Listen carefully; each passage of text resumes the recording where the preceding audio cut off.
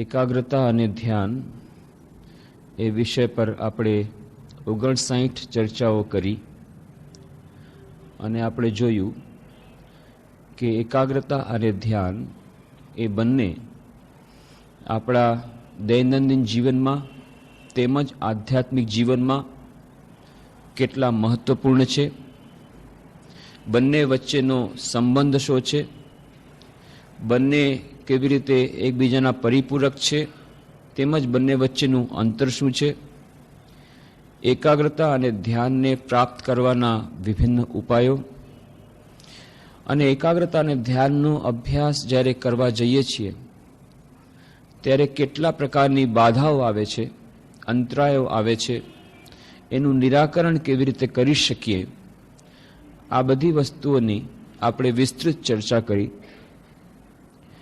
અને આપણે વારંવાર જે વાત કરી રહ્યા હતા, એકાગ્રતા અને ધ્યાન એ કોઈ એક દિવસ કે એક વર્ષની વાત નથી, આ જીવનભરની સાધનાની વાત છે. અને એટલા માટે સફળતા અસફળતા એ બંનેની પરવા કર્યા વગર,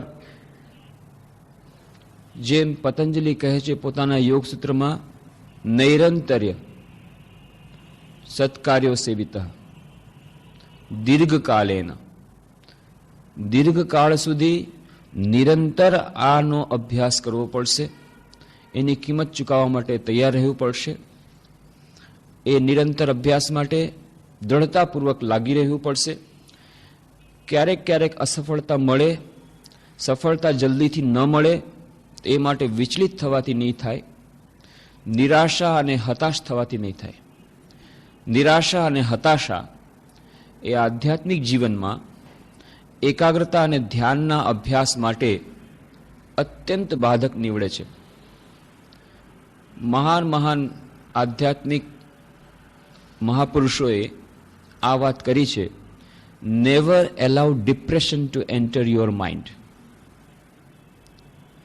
આપણા જીવનમાં સફળતા આપણે મેળવવી હોય, કારકિર્દીમાં સફળતા મેળવવી હોય, દૈનિક જીવનમાં આપણે આગળ વધવું હોય, પછી એ વિદ્યાર્થી જીવનમાં હોય કે એક વેપારી તરીકે હોય, એક ઓફિસર તરીકે હોય કે આધ્યાત્મિક સાધનામાં આગળ વધવું હોય, દરેકે દરેક ક્ષેત્રમાં નિરાશા, હતાશા, ડિપ્રેશન, એ નર્વસનેસ આ એક મોટામાં મોટો શત્રુ છે. વિશેષ કરીને આધ્યાત્મિક જીવન માટે તો આ મોટામાં મોટો શત્રુ છે. જ્યારે કોઈ આધ્યાત્મિક સાધકના જીવનમાં આ હતાશા પ્રવેશે છે, એક પ્રકારની નિરાશા પ્રવર્તે છે કે આટલો બધો તો અભ્યાસ કર્યો, કંઈ ફળ મળ્યું નહીં, તો અભ્યાસ કરવાથી શું ફાયદો, અથવા તો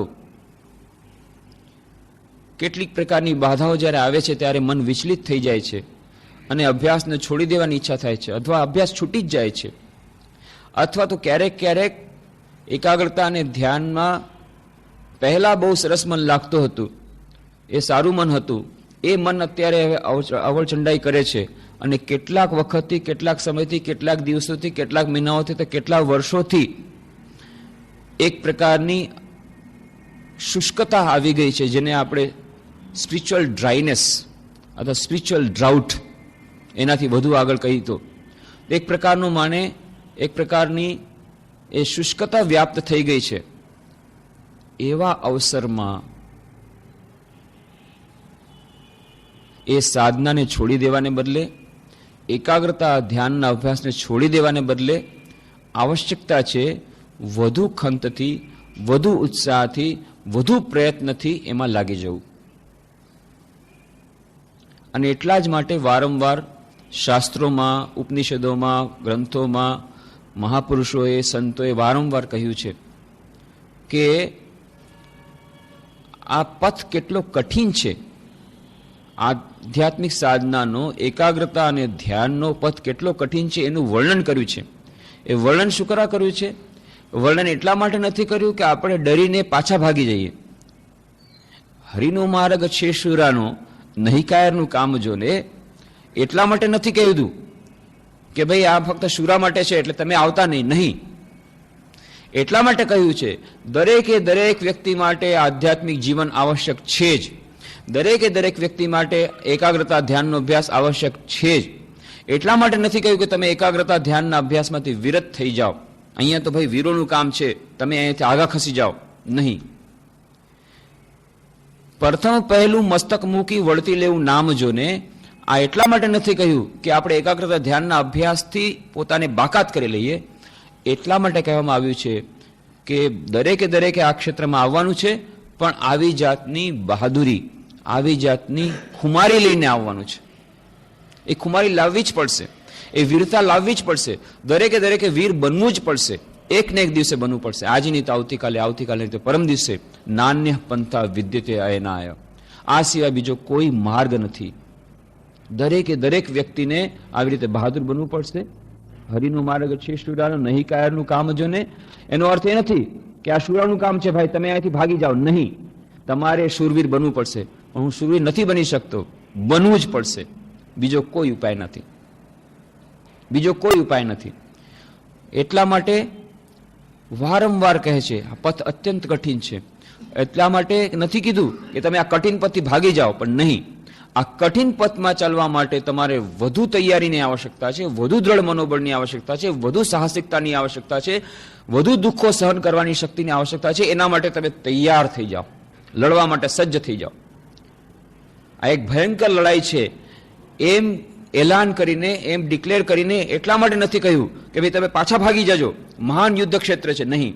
એટલા માટે કે તમે સજ્જ થઈને આવો અને યુદ્ધ ક્ષેત્રમાં તમે પ્રવેશો વિથ ફૂલ પ્રિપેરેશન્સ, સારી તૈયારી કરીને આમાં આવો.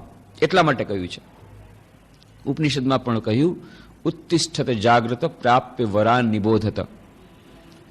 સ્વામી વિવેકાનંદે આનું ફ્રી ટ્રાન્સલેશન કર્યું. ઉત્તિષ્ઠત જાગ્રત પ્રાપ્ય વરાન નિબોધત. એમણે કહ્યું rise awake and stop not till the goal is reached. ઉઠો, જાગો અને ધ્યેય પ્રાપ્તિ ન થાય ત્યાં સુધી મંડ્યા રહો. પણ આ તો એમણે ફ્રી ટ્રાન્સલેશન કર્યું. કઠોપનિષદમાંથી આ શ્લોક લેવામાં આવ્યો છે. ઉત્તિષ્ઠત જાગ્રત પ્રાપ્ય વરાન નિબોધત. નિબોધત જ્ઞાન પ્રાપ્ત કરો. કોની પાસે? જે લોકો મહાપુરુષ છે એવી રીતે. તો પહેલા તો ઉઠો, ઉત્તિષ્ઠત, જાગો, જાગ્રત, ઉત્તિષ્ઠત જાગ્રત. અને પછી શું કરો? પ્રાપ્ય વરાન નિબોધત. નિબોધત પ્રાપ્ત કરો, જ્ઞાન પ્રાપ્ત કરો.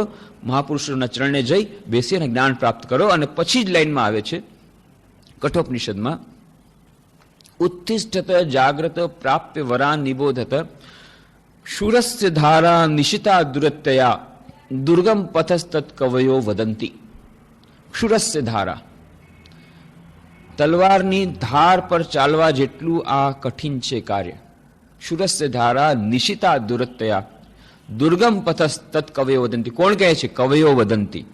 ઋષિમુનિઓ કહે છે, જે લોકો અનુભવીઓ છે, જેઓ આ પથ પર ચાલ્યા છે, એ લોકો કહે છે આ પથ કેવો છે?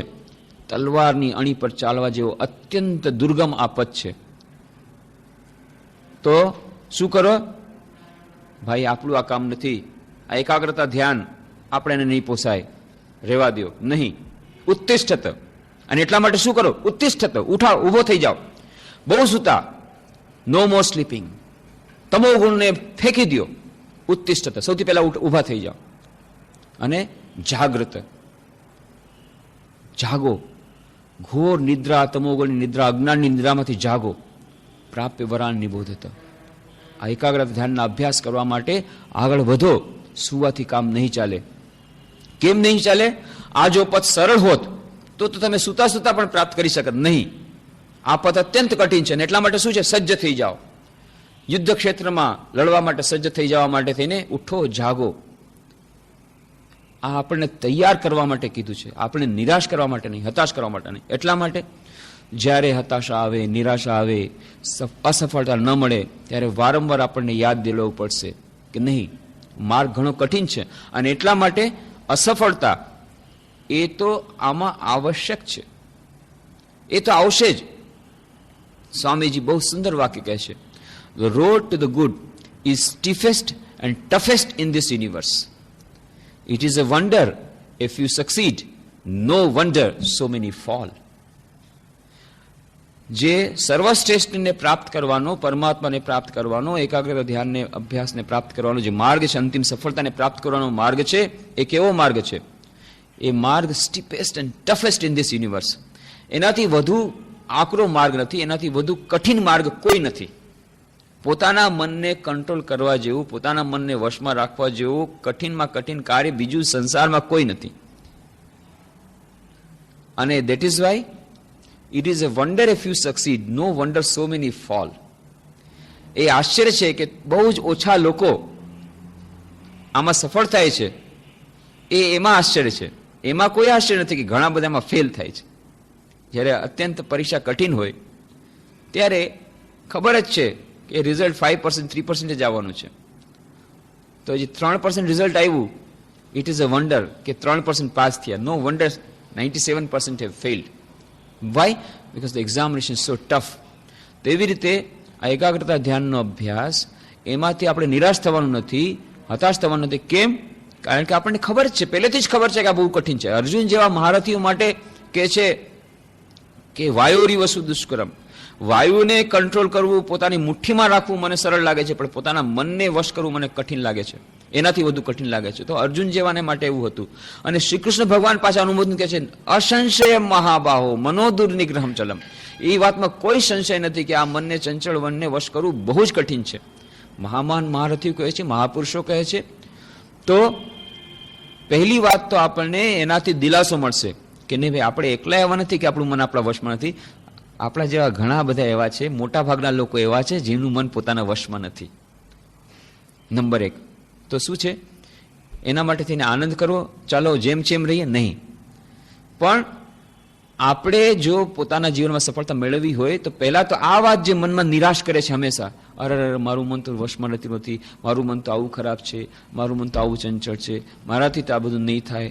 આ નિરાશા, હતાશા, નિર્બળતાની વાતો આપણે મનમાં નેગેટિવ થિંકિંગ એ જે કર્યા કરીએ છીએ, એને ઉપાડીને ફેંકી દેવું પડશે. નહીં, બધાએ આપણે બરાબર સરખા છીએ. અને આ એક નોર્મલ વાત છે. આપણે બધા મેન્ટલ પેશન્ટ છીએ. We are all mental patients. બધાએ આપણે માનસિક રોગી છીએ. ઠીક છે, અત્યારે મેન્ટલ હોસ્પિટલમાં જવા જેવી વાત નથી થઈ, પણ ખરેખર જોતા આપણે ઓછા વધતા પ્રમાણમાં, થોડાક પ્રમાણમાં તો માનસિક રોગી છીએ. આપણે માનસિક રોગી છીએ કે નહીં એનું પ્રમાણ શું? પ્રમાણ એ જ છે, કોઈ તમને કોઈ પણ કઠોર વાત કહે, કોઈ કડવા વેણ કહે, એનાથી તમારી ઊંઘ ઉડી જાય છે. કોઈએ તમારી ટીકા કરી, એનાથી તમારું મન વિક્ષિપ્ત થઈ જાય છે. કોઈએ ક્રોધમાં આવી, ક્રોધના આવેશમાં તમને 2 શબ્દો કહ્યા, એ શબ્દો તો 1 સેકન્ડ પછી વાયુમંડળથી વિલીન થઈ ગયા, પણ તમારા કાનમાં, તમારા મનમાં 3 દિવસો સુધી એ આ બરાબર શબ્દો ચાલતા રહે છે. વારંવાર એ રેકોર્ડ ચાલતી રહે છે. એનો અર્થ છે there is something wrong. મનમાં રોગ છે, રુગ્ણ મન છે. કામ, ક્રોધ, લોભ, મોહ, ઈર્ષ્યા, અહંકાર, આ બધી જાતના રોગોથી અત્યારે આપણે સપડાઈ ગયેલા છીએ. કોઈ એમ નહીં કહી શકે કે આપણને રોગ નથી. ઓછા વધતા પ્રમાણમાં બધાને આપણને આ રોગ છે જ. કોઈને ઓછો, કોઈને વધારે. કોણ કહી શકશે કે મને રોગ નથી? સ્થિત પ્રજ્ઞશ કા ભાષા સમાધિસ્થ કેશવ પૂછે છે કે આની નિશાની શું? દુઃખેશ્વરનું દિગ્ન મના સુખેશુ વિગત સ્પૃહ વીત રાગ ભય ક્રોધ સ્થિત ધીર્મુનિ રુચ્યતે. વીત, રાગ, ભય, ક્રોધ. ભય, ક્રોધ, રાગની લાગણીઓ જેનામાંથી ચાલી ગઈ છે અને જે દુઃખથી વિચલિત થતો નથી ને સુખથી છકી જતો નથી, એનું જ નામ સ્થિત પ્રજ્ઞ. અને આવા સ્થિત પ્રજ્ઞ લોકો બહુ જ ઓછા છે સંસારમાં. જ્યાં સુધી એવી સ્થિતિ પ્રાપ્ત નથી થઈ ત્યાં સુધી આપણે બધાએ મનના રોગી છીએ. મનમાં રોગ લાગેલો જ છે ઓછા વધતા પ્રમાણમાં. પણ વાત એ છે કે આપણે આ રોગ તરફ ધ્યાન નથી આપતા. આપણે સમજીએ છીએ આ સ્વાભાવિક સ્થિતિ છે. આ સ્વાભાવિક સ્થિતિ નથી. આ સ્વાભાવિક સ્થિતિ નથી. એક લોઢાનો ટુકડો એ વળેલો છે, એ આયરન શીટ એ વળેલી છે. એ વળેલી શીટને આપણે માનીએ છીએ આ સ્વાભાવિક સ્થિતિ છે. નહીં, સ્વાભાવિક સ્થિતિ છે ફ્લેટન શીટ. એ જે શીટ છે, એ આયરન શીટ, એ જ્યારે સપાટ થઈ જાય ત્યારે જ માનવું કે અત્યારે એની સ્વાભાવિક સ્થિતિ છે, અત્યારે વળેલી સ્થિતિ છે, ગોળ કુંડાળું વળેલી છે. તો શું કરવું પડશે? એ જે ફોલ્ડ થયેલી છે એને અનફોલ્ડ કરવી પડશે. અનફોલ્ડ કરીને એને સ્ટ્રેટ કરવી પડશે. અત્યારે આપણું મન વક્ર છે અને એટલા માટે એને સીધું કરવું પડશે. પણ આપણે જોઈએ છીએ કે જ્યારે એ ઘણા વર્ષોથી જો કોઈ આયરન શીટને આપણે વાળીને રાખી હોય એને તમે સીધી કરો અને જ્યાં થોડીક વાર પછી આપણે હાથ છોડી દીધો કે ફરી પાછી વળી જાય છે, ગૂંચવાડું વળી જાય છે. એવી રીતે થોડાક વખત સુધી અભ્યાસ કર્યો, એકાગ્રતા, ધ્યાન, મન બરાબર ચાલ્યું, વળી પાછું મન ચંચળ, વળી પાછી આયરન શીટ પાછી ફોલ્ડ થઈ ગઈ. તો શું કરવું પડશે? પેલા જેમ વળેલી હતી એની ઊંધી દિશામાં એને વાળવી પડશે. ફક્ત વાળવી પડશે એટલું જ નહીં, એ વાળી અને દબાવીને રાખવી પડશે. કેટલા વખત સુધી દબાવી રાખવી પડશે? જેટલા વર્ષ સુધી આમ ઊંધી વળેલી હતી એટલા વર્ષ સુધી પાછી ઊંધી વાળીને રાખવી પડશે અને પ્રેસ કરીને રાખવી પડશે. અને પછી એને તમે સ્ટ્રેટ કરશો તો સ્ટ્રેટ થઈ જશે. હજારો વર્ષોથી, કેટલા જન્મોથી આપણે આ સંસ્કારોથી મન આપણું બનેલું છે. આપણને એમ ઈચ્છા થાય છે કે આપણે એક ક્ષણમાં ઇન્સ્ટન્ટ સમાધિ મેળવી લઈએ, આ મનને સપાટ કરી દઈએ. શક્ય નથી. વેદાંતના મત પ્રમાણે આપણા શરીરની અંદર અંતઃકરણ છે.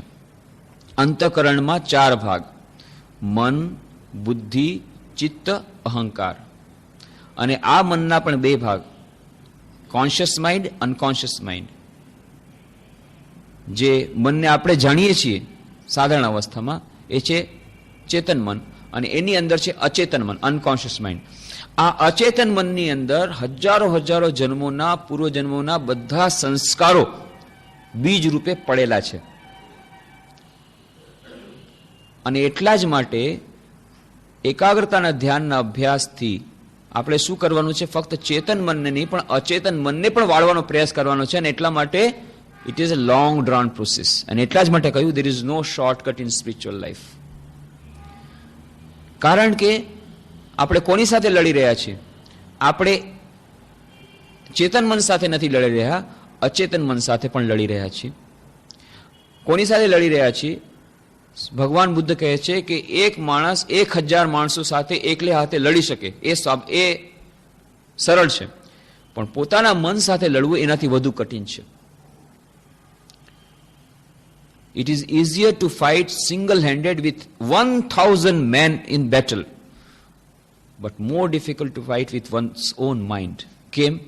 એટલા માટે કે હજારો જન્મોના સંસ્કાર આપણી સામે ઊભા છે જે આપણને પાછળ ખેંચે છે.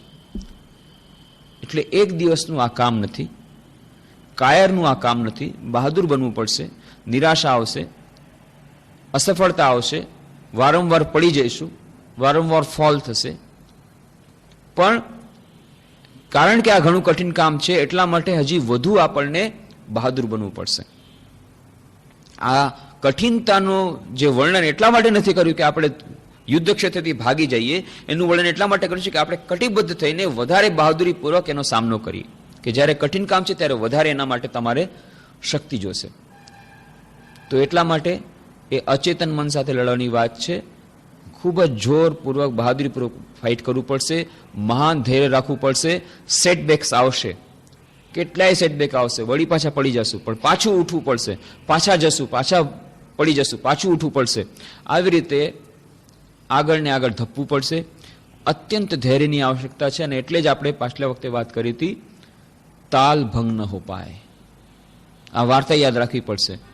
ગમે ત્યારે આપણને ફળ મળી શકે છે એકાગ્રતા ધ્યાનનું. કદાચ એવું પણ બને કે જે ક્ષણે આપણે યુદ્ધ ક્ષેત્રમાંથી પાછા વળવાના હોઈએ, ભાગવાના હોય, એ ક્ષણે આપણને કદાચ જીતનો એ મુકુટ પહેરવાનો હોય, કોણ જાણે છે. એટલા માટે તાલ ભંગ ન હો પાય. તાલ ભંગ ન થાય એનું ધ્યાન રાખવાનું અને અડીખમ રહેવાનું. ધૈર્ય, અધ્યવસાય, આની અત્યંત આવશ્યકતા એકાગ્રતા ધ્યાનના અભ્યાસમાં. અને આપણે વાત કરી હતી કે એકાગ્રતા મેળવવા માટે વારંવાર જે વાત કરી હતી કે એક ઇક્વેશન આપ્યું હતું, C is directly proportional to P, where C is equal to concentration of mind and P is equal to purity of mind. કે મન જેટલું શુદ્ધ હશે એટલી મનની એકાગ્રતા વધશે. ખૂબ સરળ વાત છે. બસ મનને શુદ્ધ કરી લ્યો, મન એકાગ્ર થઈ જશે. વાત તો એમ બરાબર છે, પણ મનને શુદ્ધ કરવું એ કોઈ તો સરળ વાત નથી. બે મિત્રો હતા, એક રાજાનો મિત્ર અને એક ધોબીનો મિત્ર, ધોબીનો પુત્ર અને એક રાજાનો પુત્ર. બંને વચ્ચે મિત્રતા થઈ ગઈ, બંને રમે છે સાથે. એક દિવસ ધોબીના પુત્રે રાજાના પુત્રે કહ્યું, હે તો કેમ આવા ગંદા કપડાં પહેર્યા છે? જો મારા કેટલા સરસ કપડાં છે, કેટલું સરસ ડ્રેસ છે, અને તું આવા બધા કપડાં પહેરે છે, અને તારી પાસે પેલું પણ નથી, મુકુટ પણ નથી, આ પણ નથી. તારા બાપુજીને કેમ નથી લાવવાનું કહી દેતો? તો મારા બાપુજી ગરીબ છે ને, એટલે હું કેવી રીતે મને લાવીને આપે? ગરીબ છે એટલે? ના, એ તો ધોબી છે, ધોબીનું કામ કરે છે, એટલા માટે એને પૈસા વધારે નથી મળતા. તો એ કહે છે કે હું તને આટલું બધું સારું સારું કિંમતી ન લાવી શકું. તો રાજા તો તારા બાપુજીને કહે ને કે રાજા બની જાય, બસ બધું સોલ્યુશન થઈ જશે. એને કહી દે રાજા બની જાય, બસ. એ તો કેવું સરળ છે. ધોબીના પુત્રનો બાપ જો રાજા બની જાય તો બસ, તો પછી સરસ સરસ કિંમતી ડ્રેસ આવી જ જશે. પણ હવે એ રાજા બને કેવી રીતે? ધોબી. આ મુખ્ય સમસ્યા છે. એવી રીતે મન જો આપણું શુદ્ધ થઈ ગયું તો મન તો એકાગ્ર થઈ જશે, પણ મનની શુદ્ધતા મળે ક્યાંથી? એ પણ એટલું સરળ નથી. તો મનની શુદ્ધતા મેળવવા માટે જ આપણે વાત કરી, it is A long down process. એના માટે જ આ એકાગ્રતા ધ્યાનનો ફરી અભ્યાસ, બંને એકબીજાના પરિપૂરક છે. પ્રભુનું નામ, પ્રભુનું ધ્યાન જ એકાગ્રતામાં પવિત્રતા પ્રાપ્ત કરવા માટેનો સરળમાં સરળ ઉપાય છે. સ્વામી બ્રહ્માનંદજી કહે છે ધ્યાન ધર્મ અને સાધના પુસ્તકમાં, પ્રભુનું નામ અને પ્રભુનું ધ્યાન એ મનને શુદ્ધ બનાવવા માટેનો સરળમાં સરળ ઉપાય છે.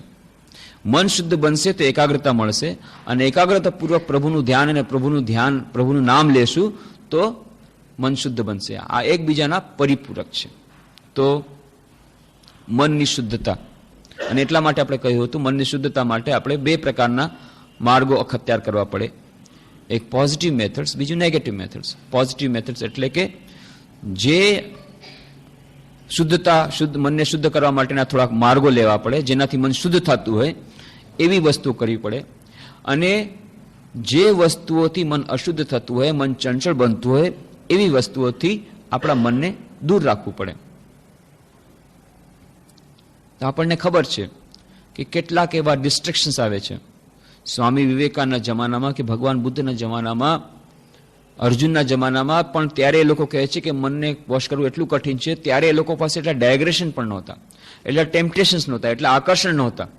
તો આજના યુગના યુવાનો માટે કે સાધકો માટે તો આ વધારે કઠિન થઈ પડે. એમાં એ તો સ્વાભાવિક છે. કારણ કે આપણા મનને શેમાંથી વિરત વાળવાનું છે, પાછું વળાવવાનું છે? મન વારંવાર એવી વસ્તુઓ તરફ જાય છે જે આપણને એકાગ્રતા અને ધ્યાનમાં બાધક નીવડે છે, આપણે જાણીએ છીએ. પણ આવી જાતના સાધનો, એ પછી ટીવી હોય કે સિનેમા હોય કે બીજી જાતના પ્રલોભનો હોય, આ બધા પ્રલોભનો વિભિન્ન રૂપે સાધકના જીવનમાં, વિદ્યાર્થીના જીવનમાં, એકાગ્રતા ધ્યાનના અભ્યાસ માટે કરતા સાધકોના જીવનમાં આવે છે. આ પ્રલોભનમાંથી કેવી રીતે બચવું? કારણ કે જ્યાં સુધી એમાંથી વિરત નહીં થઈએ, જે આપણે કહ્યું તો અભ્યાસ અને વૈરાગ્ય બંને આવશ્યક છે. ફક્ત અભ્યાસનો આપણે અભ્યાસ કરતા રહીશું, એકાગ્રતા મેળવવા માટેના ઘણા પ્રયત્નો કરતા રહીશું, પણ સાથે સાથે જો વૈરાગ્ય નહીં હોય તો આપણે ગમે એટલો એકાગ્રતાનો અભ્યાસ એમાં સફળતા નહીં મળે. જે ઉદાહરણ આપણે આપ્યું હતું, કેવી રીતે પેલા 4 દારૂડિયા જાય છે નૌકા વિહાર માટે, અને આખી રાત એવો બહુ સુંદર હલેસા મારે છે, ખૂબ હલેસા મારે છે, બધાના બાવળા દુખી જાય છે. અને બીજે દિવસે સવારના આવીને જુએ છે તો નાવ જ્યાં હતી ત્યાં ને ત્યાં જ છે. આટલા હલેસા માર્યા. કેમ? કારણ કે લંગર ઉપાડતા ભૂલી ગયા હતા.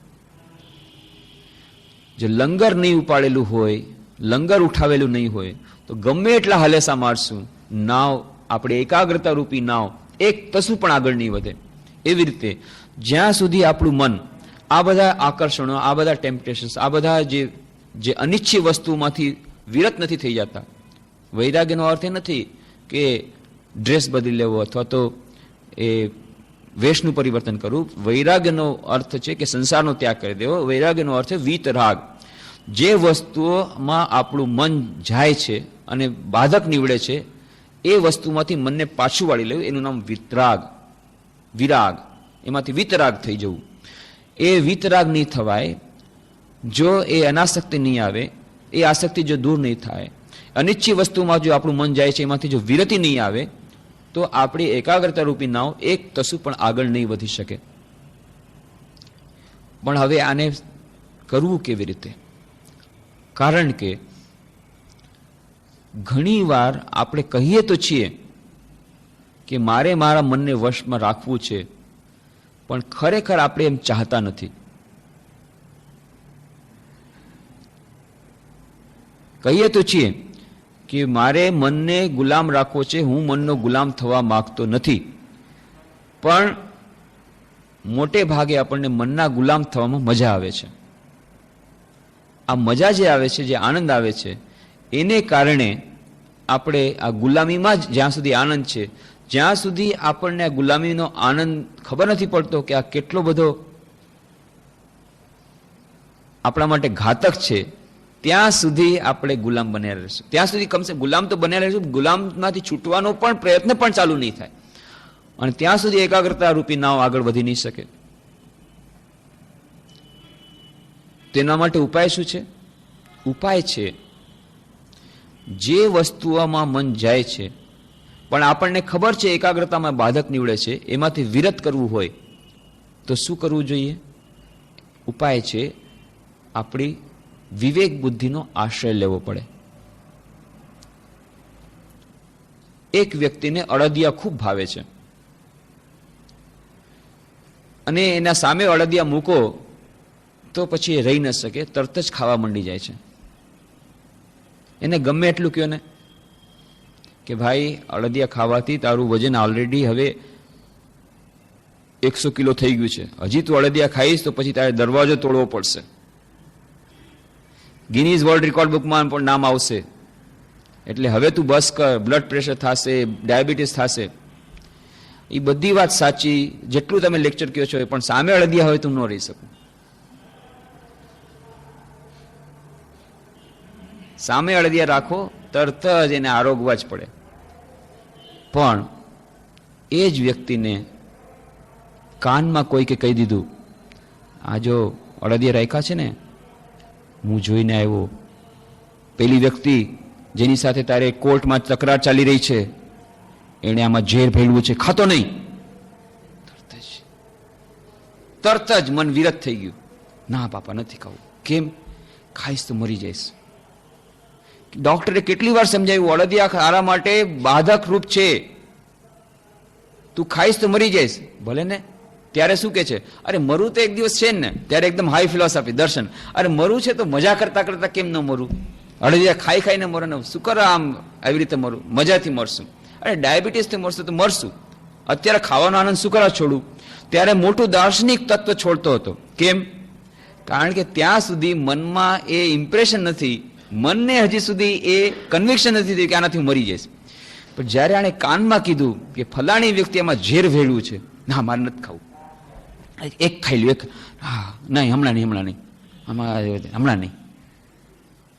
કંટ્રોલ આવી ગયો. આપણે કહીએ છીએ ને વિલ પાવર નથી, કંટ્રોલ નથી આવતો, સેલ્ફ કંટ્રોલ નથી, મન પર નિયંત્રણ નથી, મન વશમાં નથી રહેતું. કેવી રીતે મન વશમાં આવી ગયું? એટલા માટે કે આપણી બુદ્ધિ આપણને ત્યારે સાથ આપી દીધો. કારણ કે મન કરતા પણ બુદ્ધિ એક પશુ આગળ છે, અને આ છે મનના નિયંત્રણ માટેનો સોનેરી ઉપાય, કુંજી, ગુરુચાવી. શું છે? કે મનને જો કંટ્રોલ કરવું હોય તો મન દ્વારા મનનો કંટ્રોલ નહીં થાય, બુદ્ધિ દ્વારા મનનો કંટ્રોલ થશે. બુદ્ધિ દ્વારા મન પર નિયંત્રણ, કારણ કે બુદ્ધિ મનથી પણ આગળ વધેલી છે.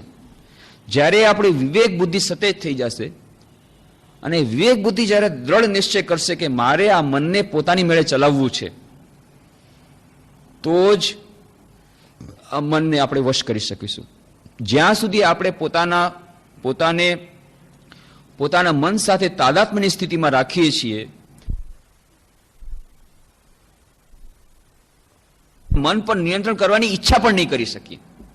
ઈચ્છા પણ નથી. આપણે કહીએ છીએ ભલે કે મારે મારા મનને વશમાં રાખવું છે, પણ મને ઈચ્છા નથી થતી. કેમ? મારી ઈચ્છા શક્તિ દ્રઢ નથી. કેમ? કારણ કે મને બહુ ગમે છે દળદિયા ખાવા. એટલે તમે કહો છો નિયંત્રણ રાખવું, પણ મારું વિલ પાવર બહુ, will power strong easy, will power નથી એવું નથી, પણ વિલ જ નથી. વિલ પાવરની તો વાત પછી આવે છે. ઈચ્છા જ નથી કે હું આ મારી ઈચ્છાને કંટ્રોલ કરું. કેમ? બહુ આનંદ આવે છે.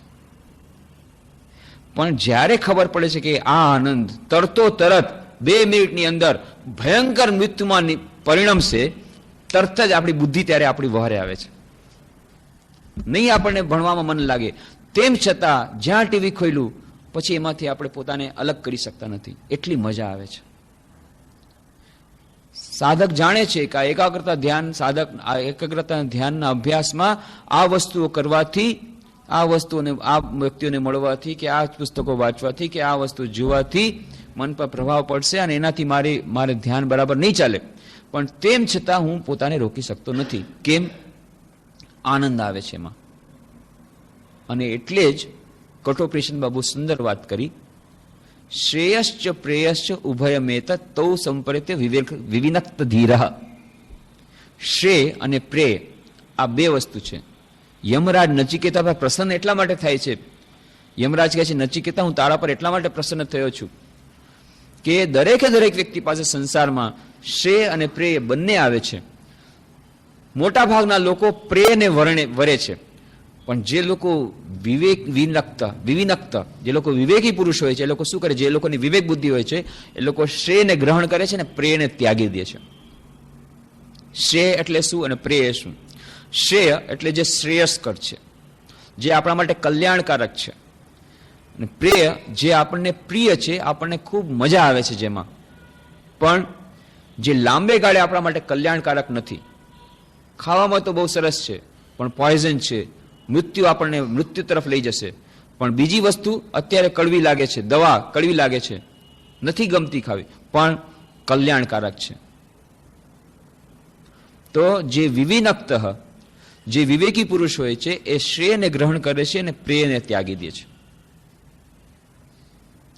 પોતાની બુદ્ધિ દ્વારા નિર્ણય કરે છે કે આ વસ્તુ મને ગમે છે, તો ખૂબ, બહુ ગમે છે, મારા મનને ખૂબ આનંદ આવે છે, પણ મારા માટે કલ્યાણકારક નથી. મારા એકાગ્રતા અને ધ્યાનના અભ્યાસમાં બાધક નીવડશે, મારા અભ્યાસમાં બાધક નીવડશે, મારી સાધનામાં બાધક નીવડશે, અને મારે એટલા માટે એનાથી દૂર રહેવું છે. ત્યારે જ વિલ પાવર બિલ્ડઅપ થાય, ત્યારે ઈચ્છાશક્તિ દ્રઢ થાય. અને ઈચ્છાશક્તિ દ્રઢ કરીને શ્રેયને ગ્રહણ કરીને પ્રેયનો જે ત્યાગ કરે, એનું જ નામ કહે છે કે એણે ઈચ્છાશક્તિનું વાપર્યું. કારણ કે સ્વાભાવિક રીતે જ આપણી ઇન્દ્રિયો એ તો બાહ્ય દૃશ્ય તરફ જાય જ છે, આ સ્વાભાવિક છે. પરાંચી ખાની વ્યતૃણ સ્વયંભૂ પરાંગ પશ્યતિ નાંતરાત્મન કશ્ચિત ધીર પ્રત્યગમાનમ એક્ષત આવૃત ચક્ષુ અમૃતત્વમ ઇચ્છન. કે છે આ ઇન્દ્રિયો પહેલેથી જ બાહ્ય દૃષ્ટિ, બાહ્ય તરફ જ જાય છે. આંખોને સારું સારું જોવાની ઈચ્છા થાય છે, કાનને સારું સારું સાંભળવાની ઈચ્છા થાય છે, જીભને સારું સારું ખાવાની ઈચ્છા થાય છે. આ કેમ થાય છે? એની પ્રકૃતિ જ એવી છે કે એને પોતાના ઇન્દ્રિયો તરફ દોડે, ઇન્દ્રિયોના વિષયો તરફ દોડે, એવી એની પ્રકૃતિ જ છે. આ સ્વાભાવિક છે. કેમ એમ કરી નાખ્યું આપણને ખબર નથી. એને કારણે તો મનનો કંટ્રોલ બહુ ડિફિકલ્ટ થઈ ગયો ને. કારણ કે ઇન્દ્રિયો એક તરફ ભાગી રહી છે અને મન પણ આ ઇન્દ્રિયોની પાછળ ભાગવા માંગે છે. અને મારી બુદ્ધિ કહે છે કે ના આ તરફ સારું છે, મન કહે છે ના મારી ઇન્દ્રિયોની સાથે જવું છે. એટલે બંને ફાઇટ શરૂ થઈ ગઈ, લડાઈ શરૂ થઈ ગઈ. અને એ લડાઈમાં આપણે કૂચી મરીએ છીએ. કેમ આમ થઈ ગયું?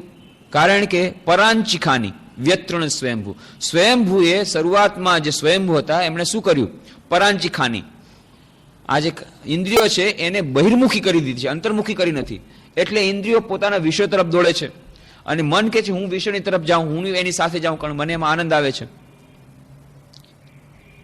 અને એટલા જ માટે પરાંચિખાની વ્યતૃણ સ્વયંભૂ આવૃત ચક્ષુ અમૃતત્વમ ઇચ્છન.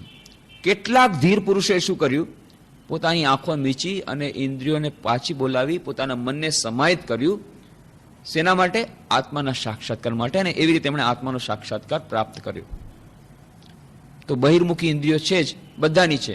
એટલા માટે, અને આજકાલ તો પહેલાના જમાનામાં જેટલી નહોતી એનાથી વધારે સાધનો હવે થઈ ગયા આપણે ઇન્દ્રિયોને સંતોષવા માટે. કેટલા બધા આવા અટ્રેક્ટિવ આઇટમ્સ આવી પહેલાના જમાનામાં હતી નહીં, એટલે હજી ઇન્દ્રિયો વધુ જોરથી દોડે છે બહારના એ પદાર્થો તરફ. એમાંથી એને પાછી વાળવી અત્યંત કઠિન કામ છે, કારણ કે એનું સ્વભાવ જ છે બહિર્મુખ તરફ દોડવું. તો હવે ઉપાય શું છે? શ્રેયશ્ચ પ્રેયશ્ચ ઉભયમે તત્. શ્રેય અને પ્રેય તો બંને આપણી સામે આવશે જ.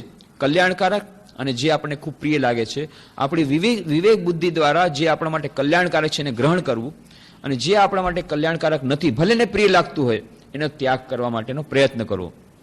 એના માટે દ્રઢ ઈચ્છા શક્તિની જરૂર છે. આ દ્રઢ ઈચ્છા શક્તિ ક્યાંથી આવશે? આપણી બુદ્ધિના પ્રયોગથી, મનના પ્રયોગથી નહીં આવે. કારણ કે મનને તો ઈચ્છા થાય છે કે હું પણ આનંદ લઉં ઇન્દ્રિયોની સાથે.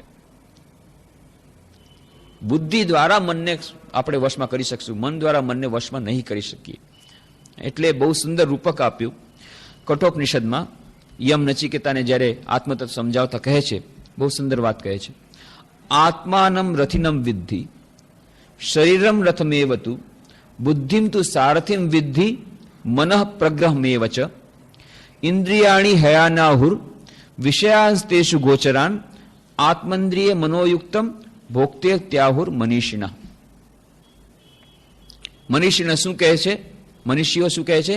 એ આત્માનમ રથિનમ વિદ્ધિ. આત્મા છે, આત્મા એટલે કે જીવાત્મા. આત્માને ઘણા અર્થોમાં શાસ્ત્રોમાં ઘણી પ્રકારે કહેવામાં આવે છે. એક આત્મા તો જે ચિદાનંદ રૂપ પરમાત્મા સાથે એક, એને પણ જ્યારે આત્મા કહે છે. અત્યારે જે આત્મા કહેવાય છે એનું નામ જીવાત્મા. જે મન બુદ્ધિ અને મન અને બુદ્ધિની સાથે જે સંયુક્ત થયેલો છે એને જીવાત્મા કહેવામાં આવે. તો આત્માનમ રથિનમ વિદ્ધિ. આ જીવાત્મા શું છે? રથિનમ, રથમાં બેઠેલો છે. અને શરીરમ રથમેવતુ, આ શરીર શું છે? આ રથ છે. બુદ્ધિમ તું સારથિમ વિદ્ધિ, અને તું સારથી, બુદ્ધિને તું શું જાણ? બુદ્ધિને સારથી રૂપે તું જાણ. મનઃ પ્રગ્રહમેવ છે, અને મન શું છે? આ લગામ છે. ઇન્દ્રિયાણી હયાન્યાહુર, અને ઇન્દ્રિયો આ ઘોડા છે. વિષયાંશ તેસુ ગોચરાન, એ શું કરે છે? પોતાના વિષયો તરફ દોડી રહ્યા છે. આત્મેન્દ્રિય મનોયુક્તમ ભોક્તે ત્યાહુર મનીષિણા. તો એ આત્મા, જે ઇન્દ્રિય અને મનોયુક્ત જે આત્મા છે, એ જ આનો ભોગતા છે. એ રથ ઉપર બેઠેલો છે. એટલે સુંદર રૂપક આપ્યું કે આવી રીતે રથ છે, એ રથ જઈ રહ્યો છે, પણ એના ઘોડા શું છે? એના ઘોડા એ પોતાના વિષયો તરફ જઈ રહ્યા છે. આંખને સારું સારું જોવાનું જોઈએ છે, જીભને સારું સારું ખાવાનું જોઈએ છે, પછી ભલે ને એનાથી મારે નુકસાન થાય પણ મને બહુ મજા આવે છે. મને ઝી ટીવી જોવું ગમે, ભલે જે થવાનું થશે, ભલે એકાગ્રતા ભંગ થાય, ભલે ફેલ થાવ, પણ મને બહુ ગમે છે. આંખો ત્યાં જાય છે. આ બધી ઇન્દ્રિયો પોતપોતાના વિષયો તરફ જઈ રહી છે. તો એનાથી શું થાય છે? અને લગામ, એ લગામ જો ઢીલી પડી જાય તો પછી આ ઘોડા જઈ રહ્યા છે પોતપોતાના વિષયો તરફ, પોતાનો રસ્તો છોડી અને લોકો બાજુમાં જે ઘાસ હોય કે એવી બધી વસ્તુ એના ચરવા માટે જાય તો શું થાય? એક્સિડન્ટ. આગળ વધી ન શકે, પોતાના ગંતવ્ય સ્થાનને પ્રાપ્ત ન કરી શકે, પરમાત્માને પ્રાપ્ત ન કરી શકે. તો શું કરવું જોઈએ? સારથી જો લગામ ખેંચીને રાખે તો જ આ ઘોડા બરાબર દોડે રસ્તા ઉપર અને પોતાના ગંતવ્ય સ્થાને પહોંચે. અને એટલા માટે મનરૂપી લગામને પકડીને રાખવી જોઈએ. આ મનરૂપી લગામ કોણ પકડીને રાખશે? બુદ્ધિરૂપી સારથી. બુદ્ધિરૂપી સારથી દ્વારા મનરૂપી લગામને પકડવાની છે. અને મનરૂપી લગામને પકડવાથી ઘોડા કંટ્રોલમાં રહેશે, ઘોડાનું નિયંત્રણ રહેશે, વિષયોનું નિયંત્રણ રહેશે, ઇન્દ્રિયોનું નિયંત્રણ રહેશે. અને આવી રીતે આ રથ પોતાની ગંતવ્ય સ્થાને પહોંચશે. એકાગ્રતા રૂપી રથ આપણો જે પહોંચાડવો હોય, અંદર જે બેઠેલી વ્યક્તિને ગંતવ્ય સ્થાને એકાગ્રતાના અંતિમ લક્ષ્ય સુધી પહોંચી જવું હોય તો શું કરવું પડે? કે આ સારથીને કહેવું પડે કે ભાઈ તું લગામ પકડીને રાખ, જરા લગામ સરસથી પકડીને રાખ, એમ સારથીને કહેવું પડે. એટલે કે બુદ્ધિને સતેજ રાખવી પડે. અને એટલા જ માટે ઉત્તિષ્ઠતે જાગ્રત. આ ક્યારેક ક્યારેક સારથી શું કરે છે? ઊંઘ આવી જાય છે, સારથી સૂઈ જાય છે. અને સારથી જ્યારે સૂઈ જાય તો શું થાય? લગામ ઢીલી પડી જાય. લગામ ઢીલી પડી જાય એટલે ઘોડા તો પછી દોડે, પોતપોતાના ઘાસ દોડવામાં, ઘાસ માટે ખેતરમાં જાય, રસ્તો છોડી દે અને એક્સિડન્ટ. એટલા માટે વારંવાર આજે કહે છે વારંવાર સત્સંગ કરવો જોઈએ, દરરોજ બેટરી રિચાર્જ કરવી જોઈએ. કેમ? કારણ કે આ ડ્રાઈવર એવો છે, એને વારંવાર સૂઈ જવાની આદત છે. એટલે વચમાં એને ઉઠાડવો પડે. ઉત્તિષ્ઠત, જાગ્રત, આ કહેવું પડે વારંવાર, એને જાગતો રાખવો પડે. જો સારથી સૂઈ જશે તો બસ. જો ડ્રાઈવર સૂઈ ગયો, મને યાદ આવે છે એકવાર અમે લોકો ગયા હતા ત્યાં કંડલા, ત્યાં ઇફકોમાં એક એ લોકોએ મેનેજમેન્ટ ઉપર પ્રોગ્રામ રાખ્યો હતો, ટ્રેનિંગ પ્રોગ્રામ, અને રાતના અમે આવી રહ્યા હતા અને શું હાલત ખરાબ, ડ્રાઈવરને વચમાં ઊંઘ આવી જાય છે. અમે જોઈ રહ્યા છીએ. એટલા માટે એને કીધું ભાઈ તું ચા પી લે, તો કે ના હું પછી પીશ. એને કીધું ભાઈ તું ચા પી લે, તને ઊંઘ આવે છે પણ પછી પીશ. અને જે અંદેશો હતો એવું જ થયું. એ રાજકોટના રસ્તાને બદલે અમદાવાદના રસ્તે લઈ ગયો, ક્યાંય કેટલે સુધી, રાતના 12 વાગે. ત્યાંથી કીધું ભાઈ આ કયો, આ રાજકોટ આવતું નથી કેમ? અને ઊંઘમાં તો એટલું સારું છે, રસ્તો જ બદલી લીધો. વચમાં કેટલી વાર તો એને આમ ઢળતા પણ જોયું. એ તો ગમે ત્યારે એક્સિડન્ટ ન કર્યું, એ જ એક એની મોટી કૃપા થઈ ગઈ. અને માંડ પછી અહીં રાજકોટમાં આવ્યા ત્યારે એમ કેમ પાછા આવ્યા. તો જો ડ્રાઈવર જો સુવાનું શરૂ કરી દઈએ ચાલતી ગાડીમાં, અને 80ની સ્પીડ હોય અને 100ની સ્પીડ હોય, તો બસ પછી તો થઈ ગયું. તો આપણા રથની આવી જ હાલત છે. આપણે બુદ્ધિરૂપી જે સારથી છે વચમાં ઊંઘી જાય છે. એટલા માટે ઉત્તિષ્ઠત, જાગ્રત, વારંવાર એને કહવું પડે ભાઈ ઉઠો, જાગો. વારંવાર સત્સંગની વજે વાત કરી છે. દરરોજ થોડો સત્સંગ કરવો પડે, દરરોજ થોડા સારા ગ્રંથોનું અધ્યયન કરવું પડે, દરરોજ કોઈ એવા સારા વ્યક્તિ પાસે જવું પડે જેનાથી સારા વિચારો મળે. અને નહીં તો પછી આ બુદ્ધિરૂપી જે સારથી છે એને ઊંઘ આવી જાય છે. ઊંઘ આવે એના માટે થઈને તો આપણે માની લો સારથીને ઉઠાડી દઈએ, એને કહીએ ભાઈ તું પાણી છાંટી લે, તું ચા પી લે, ગમે તેમ કરીને વાતચીત કરી અલગ મલગની વાતચીત કરીને એને જગાડીને રાખી શકીએ. પણ દારૂડી હોય તો, દારૂના નશામાં જો કોઈ ડ્રાઈવર હોય, જો સારથી પોતે દારૂડી બની ગયો હોય અને દારૂના નશામાં ઢીંચ થઈને પડી ગયો હોય, તો શું કરવું? આ વધુ ભયંકર સ્થિતિ.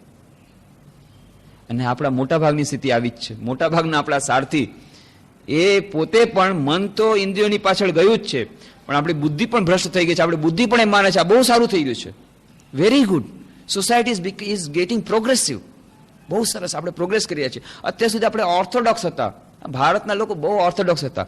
નાઉ વી આર બીકમિંગ પ્રોગ્રેસિવ. આ બધું આવવું જોઈએ. પાશ્ચાત્ય સંસ્કૃતિનું આંદોલન અનુકરણ કરો. અહીંયા પણ ડ્રગ્સ આવે, અહીંયા પણ ઝી ટીવી આવે, અહીંયા બધા ટીવી આવે, બધા વિડીયો કલ્ચર આવે, અને આવી રીતે બધાય free, let it be a free society. બસ ખૂબ મજા કરો, જે જાવું હોય તો જાઓ. It is a sign of progress. આપણી બુદ્ધિ પણ પાછી એમાં આવી ગઈ. એના માટે લેખો પણ આજકાલ મોટા ઘણા લેખકો સારા જેને વિદ્વાનો કહેવામાં આવે છે, so called intellectuals are writing, we are writing in right direction, free society. બુદ્ધિ પણ ભ્રષ્ટ થઈ ગઈ, બુદ્ધિ પણ ગઈ. જે બુદ્ધિ દ્વારા આપણે વિચાર કરવાનો હતો કે આપણે આત્મહત્યાના માર્ગે જઈએ છીએ, બુદ્ધિ પણ કહે છે ના આમાં બહુ મજા આવે છે, એની મજા આવે છે, એ દારૂના નશામાં અત્યારે મસ્ત થઈ ગઈ. જે બુદ્ધિ દ્વારા જે સારથીને જગાડીને આપણે લગામને પકડવાની છે, એ પોતે કહે છે ના બહુ સારું ચાલી રહ્યું છે, આ ઘોડા જઈ રહ્યા છે ને રસ્તાની પેલી પાર, બહુ સારું છે, ભલે ભટકાવા દો, એક્સિડન્ટ થવા દો, એમાં મજા આવે છે, બહુ મજા આવે છે. તો શું કરવું? ત્યારે એકમાત્ર ઉપાય છે સારથી બદલી લેવો, ડ્રાઈવર બદલી લેવો, બીજો કોઈ ઉપાય નથી. બીજો ડ્રાઈવર ક્યાંથી મળે? આપણને તો આ જ બુદ્ધિ મળી છે, આ જન્મમાં આ બુદ્ધિ મળી છે, અને એ બુદ્ધિ ભ્રષ્ટ થઈ ગઈ છે. આ બધું વાંચન ને આજકાલની સાહિત્ય સામગ્રી વાંચીને બુદ્ધિ આપણી ભ્રષ્ટ થઈ ગઈ છે. આપણને એમ લાગે છે કે આપણે સારા છીએ, આ જ સાચું છે, અને આ બધું ખોટું છે. આ આધ્યાત્મિકતા અને એકાગ્ર ધ્યાન, પવિત્રતા, આ બધું ચાલ આપણે શોર્ટકટ જોઈએ, અને જેમાં મજા આવે એવું કરવાનું. બસ જે મન કે છે એમ કરવાનું. આ જ આપણે માની લીધું. બુદ્ધિ પણ ભ્રષ્ટ થઈ ગઈ. અને આ બુદ્ધિ હવે સારી બુદ્ધિ ક્યાંથી લાવી? આવી દારૂડિયા નશાવાળી બુદ્ધિ. બુદ્ધિ પણ દારૂના નશામાં મસ્ત થઈ ગયો છે. તો હવે શું ઉપાય? બીજી બુદ્ધિ ક્યાંથી આવે? બીજો સારથી ક્યાંથી આવે? એના માટે ઉપાય છે પ્રાર્થના. જ્યારે જોઈએ છીએ કે આપણે પોતે વિલ પાવર દ્વારા, પોતાના વિલ પાવર દ્વારા, પોતાની ઈચ્છા શક્તિ દ્રઢ કરીને, પોતાની બુદ્ધિ દ્વારા પોતાના મનને વશ નથી કરી શકતા, અથવા વશ કરવાની ઈચ્છા જ નથી થતી, કારણ કે બુદ્ધિ જ ભ્રષ્ટ થઈ ગઈ છે, કે જ છે કે ના બધું બરાબર ચાલી ગયું છે. આવી ભયંકર સ્થિતિ જો થઈ ગઈ ત્યારે શું કરવું? અને જ્યારે ખબર પડે કે હવે એક્સિડન્ટ થવાનો જ છે, કારણ કે સારથી પણ બધે દારૂના નશામાં ચૂર થઈ ગયો છે, ત્યારે જે અંદર બેઠેલો વ્યક્તિ છે, રથમાં બેઠેલો છે, તરત જ સતેજ થઈ જવો જોઈએ. આપણે ત્યારે તરત જ સતેજ થઈ જવું જોઈએ. અરે આ તો ગયો રથ મારો પૂરો, ઘોડા બધા ભાગી રહ્યા છે પેલા રસ્તાની પેલી તરફ, અને લગામ ઢીલી પડી ગઈ છે, અને પેલો સારથી દારૂના નશામાં મસ્ત છે, એને કેટલું સમજાવું છું એ કઈ કરતો નથી. તરત જ ત્યારે ને ત્યારે સારથી બદલી લેવો જોઈએ, ડ્રાઈવર બદલી લેવો જોઈએ, અને નહીં તો પછી એક્સિડન્ટ, ખતમ, મૃત્યુ. એનો અર્થ ત્યારે પ્રાર્થના કરવી જોઈએ. હે પ્રભુ, પાર્થ સારથી, તમે પાર્થના સારથી બની ગયા હતા, તમે મારા સારથી બની જાઓ. મારો રથ અત્યારે અવળી દિશામાં જઈ રહ્યો છે, અત્યારે ભટકવાની અણી પર છે, ગમે ત્યારે કોઈ પણ એક્સિડન્ટ થઈ શકે એમ છે. આ એકાગ્રતા રૂપી નાવ મારી ખતમ થઈ ગઈ, ગમે ત્યારે ભટકાઈ જશે. અને ગમે તે રીતે આ જે સુકાની છે, એ સુકાની પોતે દારૂના નશામાં ચૂર થઈ ગયો છે, સારથી પોતે દારૂના નશામાં ચૂર થઈ ગયો છે, ડ્રાઈવર પોતે દારૂના નશામાં ચૂર થઈ ગયો છે, મારી બુદ્ધિ બહેર મારી ગઈ છે. માટે પ્રભુ તમે મારી બુદ્ધિમાં સારથી રૂપે બની જાઓ, તમે જ પાર્થ સારથી મારા સારથી બનો. આ રથની લગામ તમારા હાથમાં લઈ લો,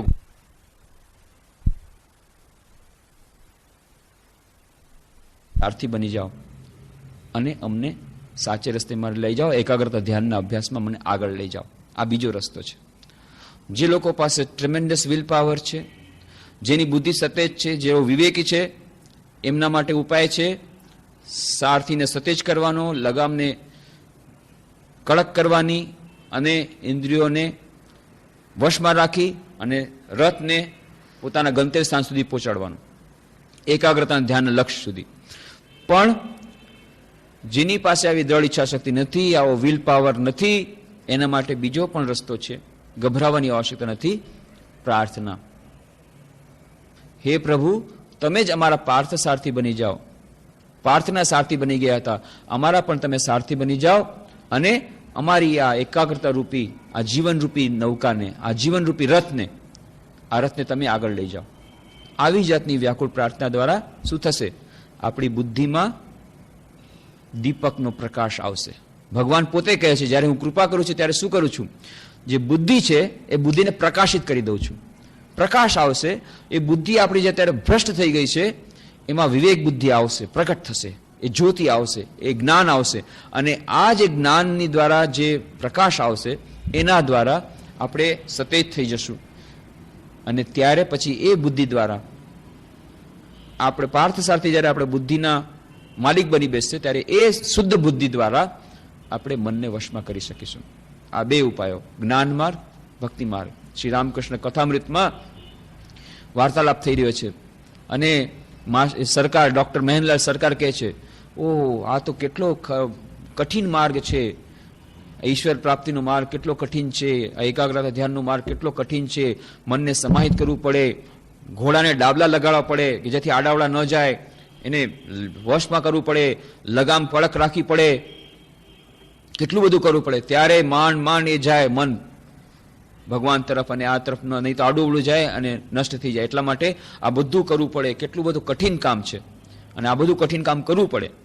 અને ત્યારે શ્રી રામકૃષ્ણ કહે છે, નાજી આ એક બીજો પણ રસ્તો છે, ભક્તિનો પદ છે, સહજ પદ છે. શું સહજ પદ છે?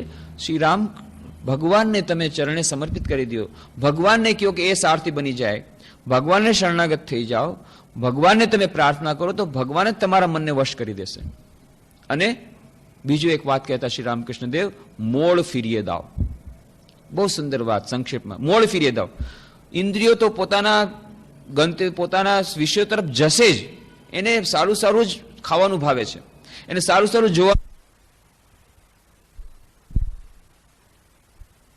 કરવાનું, તો હજી કરીશ, વધુ વિફરે છે.